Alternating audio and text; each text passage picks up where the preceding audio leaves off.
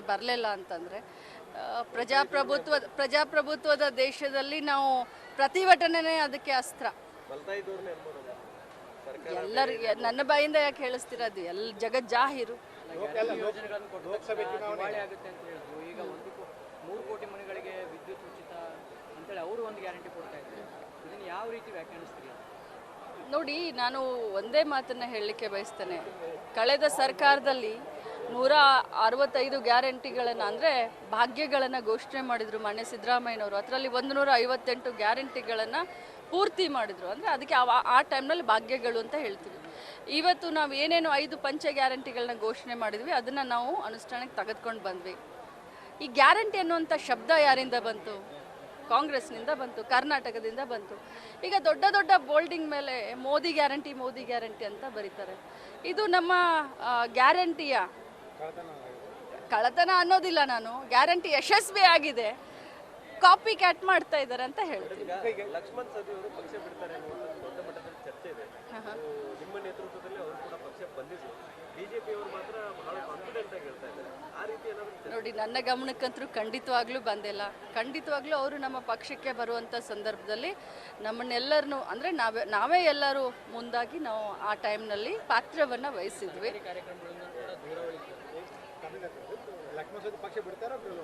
ಬಿಡೋದಿಲ್ಲ. ಹೈಕಮಾಂಡ್ ಯಾರಿಗೆ ಟಿಕೆಟ್ ಕೊಡುತ್ತೋ, ಮೃಣಾಲ್ ಹೆಬ್ಬಾಳ್ಕರ್ ಕೂಡ ಒಬ್ಬ ಆಕಾಂಕ್ಷಿ, ಯಾರಿಗೆ ಟಿಕೆಟ್ ಕೊಡುತ್ತೋ ಅವ್ರಿಗೆ ನಾವು ಸಹಾಯ ಮಾಡ್ತೀವಿ ಮತ್ತು ಅವ್ರನ್ನ ಗೆಲ್ಲಿಸ್ತೀವಿ.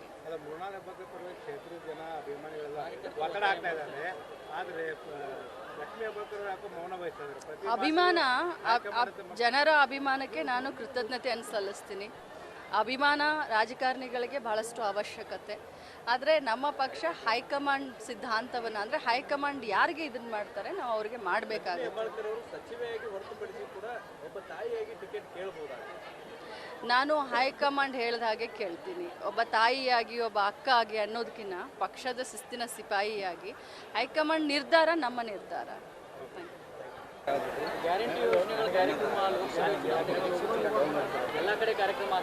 ಎಲ್ಲ ಕಡೆ ಇಡೀ ಜಿಲ್ಲಾ ಕೇಂದ್ರ ಕಚೇರಿಯಲ್ಲಿ ಮಾಡ್ತಾ ಇದ್ದೀವಿ. ಮತ್ತು ಆಮ್ಯಾಗೆ ಶಾಸಕರ ಮಟ್ಟದಲ್ಲಿ ತಾಲೂಕದಲ್ಲಿ ಕೂಡ ಮಾಡ್ತಾ ಇದ್ದೀವಿ. ತಾಲೂಕು ಮಟ್ಟದಲ್ಲಿ ಅದು ಆಲ್ರೆಡಿ ಯಾವುದಕ್ಕೆ ಮತ್ತು ಪೂರೈಸಿದ ಮೇಲೆ ಹೇಳುವಂಥ ಡ್ಯೂಟಿ ಆಗಬೇಕು, ಜನಕ್ಕೆ ಗೊತ್ತಾಗಬೇಕು ನಾವು ಮಾಡ್ಯಾವಂಥ ಒಳ್ಳೆ ಕಾರ್ಯಕ್ರಮ ಜನರಿಗೆ ಮುಟ್ಟಿಸಲಿಕ್ಕೆ ಕಾರ್ಯಕ್ರಮ ಮಾಡ್ತಾ ಇದ್ದೀವಿ.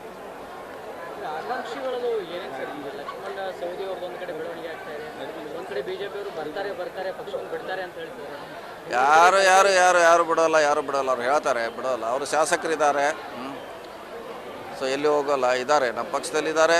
ಪಕ್ಷದ ಪರವಾಗಿ ನಿನ್ನೆವರೆಗೂ ಮಾತಾಡಿದ್ದಾರೆ, ನಿಮ್ಮ ಮುಂದೆ ಮಾತಾಡಿದ್ದಾರೆ. ಮತ್ತೆ ಹೇಳಬೇಕಾರೆ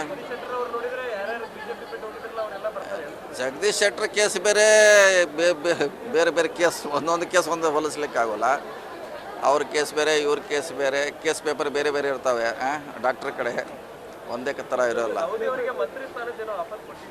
ಇನ್ನೂ ಟೈಮ್ ಇದೆ, ಏನು ಅರ್ಜೆಂಟ್ ಏನಿದೆ, ಇನ್ನೂ ಟೈಮ್ ಇದೆ, ಇನ್ನೂ ಅವಕಾಶ ಇದೆ. ಒಳ್ಳೆಯವ್ರಿಗೂ ಸಿಗುವಂಥ ಅವಕಾಶ ಇದ್ದೇ ಇದೆ, ಇಲ್ಲ ಯಾರು ಒಳ್ಳೆಯವ್ರಿಗೆ ಸಾಮರ್ಥ್ಯ ಇದೆ, ಒಳ್ಳೆ ಕೆಲಸ ಮಾಡಿದ್ದಾರೆ, ಸಿಗುವಂಥ ಅವಕಾಶಗಳು ಮುಂದಿನ ಕಾಲದಲ್ಲಿ ಇದೆ, ಇಲ್ಲ ಅಂತ ಹೇಳೋಕ್ಕಾಗಲ್ಲ.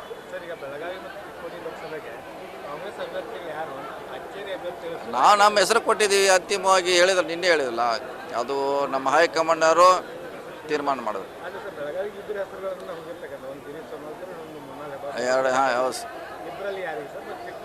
ಇಬ್ಬರಲ್ಲಿ ಯಾರಂತ ಹೈಕಮಾಂಡ್ ಮಾಡಬೇಕಲ್ಲ. ನಮ್ಮದು ವಿಷಯ ನಾವು ಹೇಳಿದ್ದೀವಿ, ಯಾರಂತ ಹೈಕಮಾಂಡ್ ಹೇಳಬೇಕು. ನೋಡೋಣ, ಇನ್ನೊಂದರ ಸುತ್ತಿನ ಚರ್ಚೆ ಆಗಬೇಕು. CM ಸೇರಿದಂಗೆ ಅರ್ಜಿ ಕೊಟ್ಟರೆ ಸೇರಿದಂಗೆ, ಇನ್ನೇನು ಸೇರ್ಬೇಕಾದ್ರೆ ಸೇರಿದಂಗೆ ಅದು. ಹೌದು, ಹೋಗ್ತಾ ಇದ್ದಾರೆ.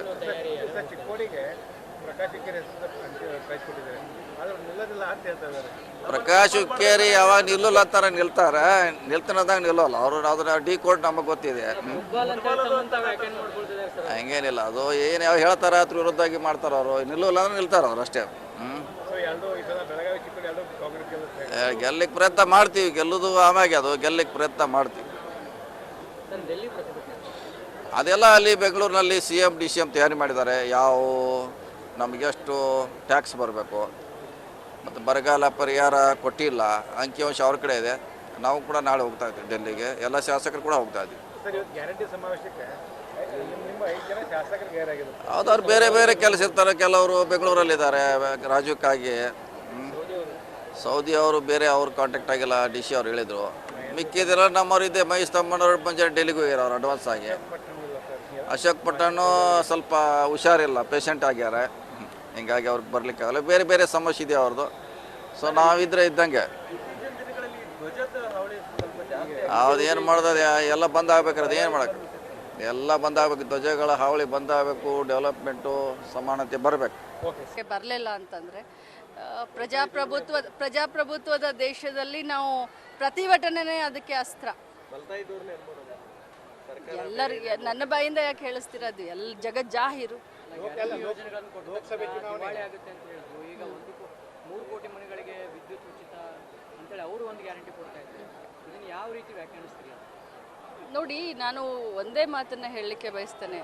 ಕಳೆದ ಸರ್ಕಾರದಲ್ಲಿ 165 ಗ್ಯಾರಂಟಿಗಳನ್ನು ಅಂದರೆ ಭಾಗ್ಯಗಳನ್ನು ಘೋಷಣೆ ಮಾಡಿದರು ಮಾನ್ಯ ಸಿದ್ದರಾಮಯ್ಯನವರು. ಅದರಲ್ಲಿ 158 ಗ್ಯಾರಂಟಿಗಳನ್ನು ಪೂರ್ತಿ ಮಾಡಿದರು. ಅಂದರೆ ಅದಕ್ಕೆ ಆ ಟೈಮ್ನಲ್ಲಿ ಭಾಗ್ಯಗಳು ಅಂತ ಹೇಳ್ತೀವಿ. ಇವತ್ತು ನಾವು ಏನೇನು 5 ಪಂಚ ಗ್ಯಾರಂಟಿಗಳನ್ನ ಘೋಷಣೆ ಮಾಡಿದ್ವಿ ಅದನ್ನು ನಾವು ಅನುಷ್ಠಾನಕ್ಕೆ ತೆಗೆದುಕೊಂಡು ಬಂದ್ವಿ. ಈ ಗ್ಯಾರಂಟಿ ಅನ್ನುವಂಥ ಶಬ್ದ ಯಾರಿಂದ ಬಂತು? ಕಾಂಗ್ರೆಸ್ನಿಂದ ಬಂತು, ಕರ್ನಾಟಕದಿಂದ ಬಂತು. ಈಗ ದೊಡ್ಡ ದೊಡ್ಡ ಬೋಲ್ಡಿಂಗ್ ಮೇಲೆ ಮೋದಿ ಗ್ಯಾರಂಟಿ ಅಂತ ಬರೀತಾರೆ. ಇದು ನಮ್ಮ ಗ್ಯಾರಂಟಿಯ ಕಳತನ ಅನ್ನೋದಿಲ್ಲ. ನಾನು ಗ್ಯಾರಂಟಿ ಯಶಸ್ವಿ ಆಗಿದೆ, ಕಾಪಿ ಕ್ಯಾಟ್ ಮಾಡ್ತಾ ಇದ್ದಾರೆ ಅಂತ ಹೇಳ್ತೀನಿ. ಲಕ್ಷ್ಮಣ್ ಸವದಿ ಅವರು ಪಕ್ಷ ಬಿಡ್ತಾರೆ ಅನ್ನುವಂಥ ದೊಡ್ಡ ಮಟ್ಟದಲ್ಲಿ ಚರ್ಚೆ ಇದೆ. ನಿಮ್ಮ ನೇತೃತ್ವದಲ್ಲಿ ಅವರು ಕೂಡ ಪಕ್ಷ ಬಂದಿದ್ರು. ಬಿಜೆಪಿ ಅವರು ಮಾತ್ರ ಬಹಳ ಕಾನ್ಫಿಡೆಂಟ್ ಆಗಿ ಹೇಳ್ತಾ ಇದ್ದಾರೆ. ಆ ರೀತಿ ಏನಾದರೂ ನೋಡಿ, ನನ್ನ ಗಮನಕ್ಕಂತರೂ ಖಂಡಿತವಾಗ್ಲೂ ಬಂದಿಲ್ಲ. ಖಂಡಿತವಾಗ್ಲೂ ಅವರು ನಮ್ಮ ಪಕ್ಷಕ್ಕೆ ಬರುವಂಥ ಸಂದರ್ಭದಲ್ಲಿ ನಮ್ಮನ್ನೆಲ್ಲರನ್ನೂ ಅಂದರೆ ನಾವೇ ಎಲ್ಲರೂ ಮುಂದಾಗಿ ನಾವು ಆ ಟೈಮ್ನಲ್ಲಿ ಪಾತ್ರವನ್ನು ವಹಿಸಿದ್ವಿ.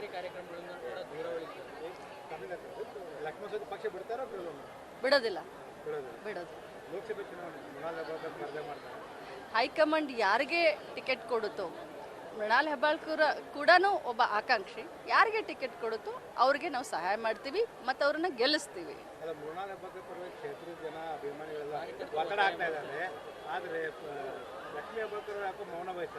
ಅಭಿಮಾನ, ಜನರ ಅಭಿಮಾನಕ್ಕೆ ನಾನು ಕೃತಜ್ಞತೆಯನ್ನು ಸಲ್ಲಿಸ್ತೀನಿ. ಅಭಿಮಾನ ರಾಜಕಾರಣಿಗಳಿಗೆ ಬಹಳಷ್ಟು ಅವಶ್ಯಕತೆ. ಆದರೆ ನಮ್ಮ ಪಕ್ಷ ಹೈಕಮಾಂಡ್ ಸಿದ್ಧಾಂತವನ್ನು ಅಂದರೆ ಹೈಕಮಾಂಡ್ ಯಾರಿಗೆ ಇದನ್ನು ಮಾಡ್ತಾರೆ ನಾವು ಅವ್ರಿಗೆ ಮಾಡಬೇಕಾಗುತ್ತೆ. ನಾನು ಹೈಕಮಾಂಡ್ ಹೇಳಿದ ಹಾಗೆ ಕೇಳ್ತೀನಿ. ಒಬ್ಬ ತಾಯಿಯಾಗಿ, ಒಬ್ಬ ಅಕ್ಕ ಆಗಿ ಅನ್ನೋದಕ್ಕಿಂತ ಪಕ್ಷದ ಶಿಸ್ತಿನ ಸಿಪಾಯಿಯಾಗಿ ಹೈಕಮಾಂಡ್ ನಿರ್ಧಾರ ನಮ್ಮ ನಿರ್ಧಾರ. ರಿಪಬ್ಲಿಕ್ ವರ್ಲ್ಡ್ ಆ್ಯಪ್ ಇದು ಕೇವಲ ಅಪ್ಲಿಕೇಶನ್ ಅಲ್ಲ, ಸಮಗ್ರ ಸುದ್ದಿಗಳ ಸಂಪರ್ಕ ಮಾರ್ಗಕ್ಕೆ ಕ್ರಾಂತಿಕಾರಿ ಬದಲಾವಣೆ. ರಿಪಬ್ಲಿಕ್ ವರ್ಲ್ಡ್ ಆ್ಯಪ್ ಕೇವಲ ಸುದ್ದಿ ಅಪ್ಲಿಕೇಶನ್ ಪರಿಚಯಿಸ್ತಾ ಇಲ್ಲ, ಬದಲಾಗಿ ಡಿಜಿಟಲ್ ಸುದ್ದಿ ಬಳಕೆಯ ಹೊಸ ಯುಗಕ್ಕೆ ನಾಂದಿ ಹಾಡ್ತಾ ಇದೆ. ಇದೊಂದು ಬ್ರೇಕಿಂಗ್ ನ್ಯೂಸ್, ಪ್ರಭಾವಶಾಲಿ ಕಾರ್ಯಕ್ರಮಗಳಿಗೆ ಗಟ್ಟಿಯಾದ ನ್ಯೂಸ್. ಇಲ್ಲಿ ಕೇವಲ ತಾಜಾ ಸುದ್ದಿ, ಅದರ ನೇರ ಪ್ರಸಾರ ಮತ್ತು ಚರ್ಚೆಗಳಿಗೆ ಮಾತ್ರ ಅವಕಾಶ. ರಿಪಬ್ಲಿಕ್ ವರ್ಲ್ಡ್ ಆ್ಯಪ್ ಡೌನ್ಲೋಡ್ ಮಾಡಿಕೊಳ್ಳಿ. ಗೂಗಲ್ ಪ್ಲೇಸ್ಟೋರ್ ಮತ್ತು ಆಪಲ್ ಆ್ಯಪ್ ಸ್ಟೋರ್ನಲ್ಲಿ ಲಭ್ಯವಿದೆ.